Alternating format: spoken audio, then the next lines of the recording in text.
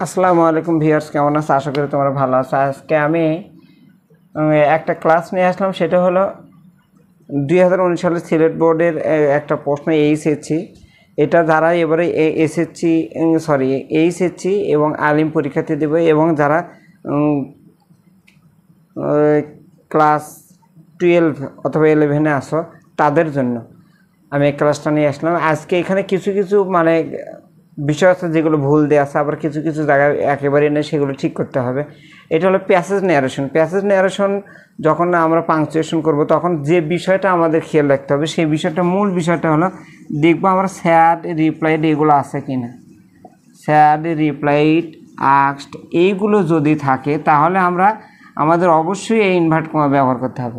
কী ব্যবহার করতে হবে? ইনভার্ট কমা ব্যবহার করতে হবে।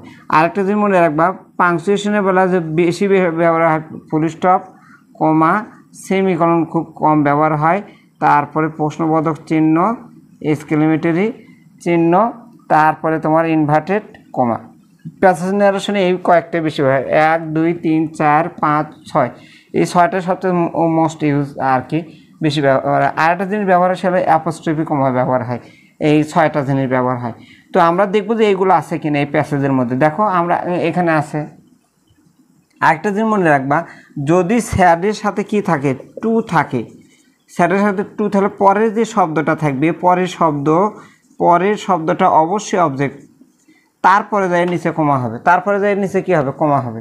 আচ্ছা, আর স্যারের পরে যদি টু না থাকে তাহলে আগে শব্দ থাকলে সেটা সাবজেক্ট হবে, পরে যদি কোনো শব্দ থাকে সেটাও সাবজেক্ট হবে। আচ্ছা, এখন আমরা দেখি নিয়মে যাই।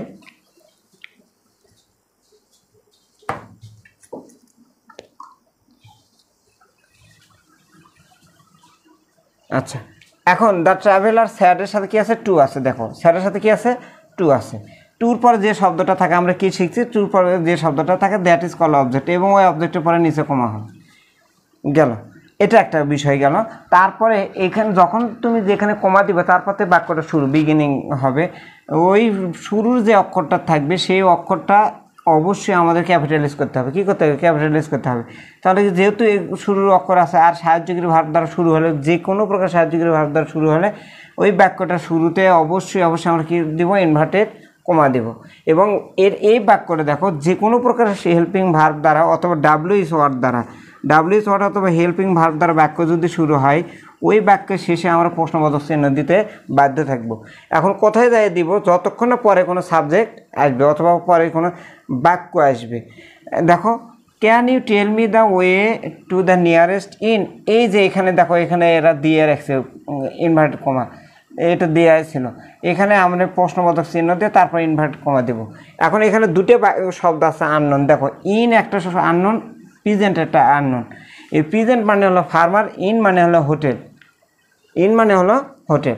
আচ্ছা দেখো, দ্য প্রেজেন্ট স্যাড, এখানে কি আছে, স্যাড আছে, ভালো করে খেয়াল করে দেবো। স্যাডের পরেই আমরা নিচে যদি স্যাড থাকে সেই স্যাডের নিচে আমরা কি দেবো, কমা দেব। এখানে কমা নেই, এখানে আমাকে কমা দিতে হবে। আচ্ছা, কমা দিলাম। তারপরে স্যাড যে জায়গায় আছে তারপর তো বাক্য, নতুন বাক্য শুরু। ইয়েস, দেখো কি লেখা আছে, ইনভার্ট কমা শুরু হয়ে গেছে।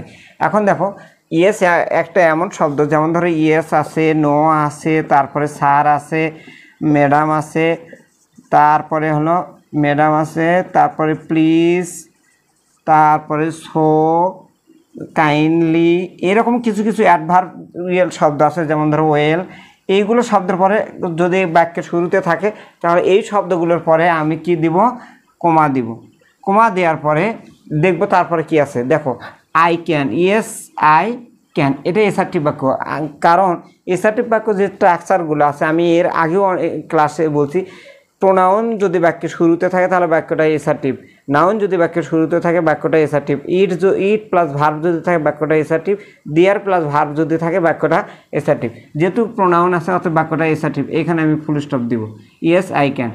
তারপরে দেখো এখানে কি আছে, আবার হেল্পিং ভার্ব আছে। দেখো, হেল্পিং ভার্ব যদি কোনো বাক্যের শুরুতে থাকে তাও বড় হাতের অক্ষর দিয়ে আছে। তারপর কি আছে, সাবজেক্ট আছে। Do you want one in which you can spend the night, এখানে ইনভার্ট কমা দেওয়া আছে। দেখো, ইনভার্ট কমা দেওয়া আছে, কিন্তু এখনও ঘটনা হচ্ছে এটা বাক্যটা যেহেতু হেল্পিং ভার্ব দ্বারা শুরু, তাহলে ওই বাক্যের শেষে আমি কী নেব, প্রশ্নবোধক চিহ্ন নেব। তার মানে এই নাইটের পরে প্রশ্নবোধক চিহ্ন হবে, তারপরে ইনভার্টেড কমা দিতে হবে, কারণ এর প্রেজেন্টের কথা চলতেই আছে। আচ্ছা এখন দেখো এইখানে আমি যে এইখানে থামবো কেন, দেখো এখানে কি আছে, সাবজেক্ট আছে, তারপরে ভার্ব আছে, সাবজেক্ট আছে, তারপরে কি আছে, ভার্ব আছে। আমি আগেই বলছি আমি ওই জায়গায় যাই থামবো যে জায়গায় যাই আমি নতুন কোনো সাবজেক্ট নতুন কোনো ভার্ব পাবো, সাবজেক্ট প্লাস ভার্ব পাবো, অথবা অন্য কোনো বাক্য আমি পাবো যে বাক্যগুলো চেনার উপরে আগেই শেখানো হয়েছে। আচ্ছা দেখো দ্য ট্রাভেলার পরে কি আছে, স্যাড আছে, স্যাডের পরে কি আছে, ফুল স্টপ আছে, দিস ইজ রং। স্যাডের পরে কোনো দিন ফুল স্টপ থাকে না, নিচে অবশ্যই কমা দিতে হবে এবং উপরে ইনভার্টেড কমা শুরু। এই বাক্যটা দেখো আই দ্বারা শুরু, দ্যাটস মিন এই বাক্যটা হলো এসার্টিভ বাক্য। এখানে কি আছে দেখো, নট আছে, এনটি আছে। আর একটা জিনিস মনে রাখবা, কোনো হেল্পিং ভার্বের সাথে যদি নট থাকে, যেমন ওয়াজ আছে, ওয়াজন্ট ও এরকম ডু ডন্ট আছে, তারপরে হ্যাভের সাথে এরকম নট আছে, এনটি থাকে, এনি কাইন্ড অফ, একটাই ব্যতিক্রম, সেটা হলো মনে করো যে উন্ট অথবা শ্যান্ট, এই দুটোই ব্যতিক্রম, এই দুটো একটু না চেঞ্জ হয়। এরকম যদি কোনো হেল্পিং ভার্বের সাথে এনটি থাকে, মনে রাখবে হেল্পিং ভার্বের সাথে যদি এনটি থাকে তাহলে অ্যাপোস্ট্রফি কমা হবে, কারণ ওখানে একটা অক্ষর আছে, ওখানে একটা কি আছে, অক্ষর আছে, ডন্ট আছে, তাহলে কি আছে এখানে ডন্ট। দেখো আমি এটা দিয়ে দিলাম, দেখো আমি কিন্তু অনেকগুলো রুলস একটা মানে প্যাসেজের মধ্যে করে দিচ্ছি। এই শব্দগুলো হেল্পিং ভার্বের সাথে যদি এনটি থাকে তাহলে এন আর টির মাঝখানে একটা অ্যাপোস্ট্রফি কমা হবে। তাহলে I don't want to stay দিয়ার, আমি সেখানে থাকতে চাই না। এই জায়গায় আমি থামবো, বিকজ আমি আবারও কী পাচ্ছি, সাবজেক্ট প্লাস ভার্ব পাচ্ছি। কেমনে বুঝবো, দেখো আইটা হলো প্রোনাউন, যে কোনো প্রকার প্রোনাউন যদি একা থাকে তার আগে যদি কোনো কনজাংশন না থাকে তাহলে অবশ্যই তার আগে আমাকে থামতে হবে। আই ওয়ান্ট ওনলি এ মিল, দেখো ইনভার্ট কমা দেওয়া আছে, নিচে ফুল স্টপ হবে, বাক্যটা এসার্টিভ। বাক্যটা কি এসার্টিভ, কেমনে এসার্টিভ, বাক্যটা প্রোনাউন দ্বারা শুরু। তারপরে দেখো কি বলা আছে, ফলো মি, অনুসরণ করো, কি আছে, ভার্ব দ্বারা শুরু আছে। এখন এই ভার্ব দ্বারা কোনো বাক্য, মূল ভার্ব দ্বারা যদি কোনো বাক্য শুরু হয়ে থাকে তাহলে দেখো আমি একটা রুলস লিখে দিচ্ছি এখানে, মূল ভার্ব বি এরকমই থাকবে, লেট, তারপরে লেট আস, তারপরে ডোন্ট, তারপরে মনে করো প্লিজ, কাইন্ডলি, নেভার, এগুলো যারা পারো না তারা লিখে রাখবা, নেভার, অলওয়েজ। এইগুলো দ্বারা যদি কোনো বাক্য শুরু হয়ে থাকে নিশ্চিত ওই বাক্যটা ইম্পারেটিভ হবে। কি হবে, ইম্পারেটিভ হবে। এই কথাটা যদি দ্য ট্রাভেলারের হয় তাহলে এই কথাটা অবশ্যই দ্য প্রেজেন্টের হবে। তাহলে কি আছে দেখো তো, ফলো মি, আমাকে অনুসরণ করুন, তার মানে এই বাক্য নতুন বাক্য শুরু, ইনভার্টেড কমা দিতে হবে এখানে।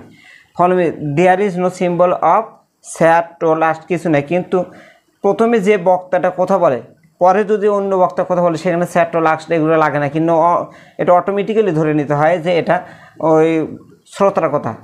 আচ্ছা, ফলো মি, আমাকে অনুসরণ করো, and I will take you to a nice one, আমি একটা সুন্দর মানে হোটেলে আপনাকে নিয়ে যাচ্ছি। এই বাক্যটা হলো প্রেজেন্টের কথা, অতএব এখানে ইনভার্ট কমা দিতে হবে।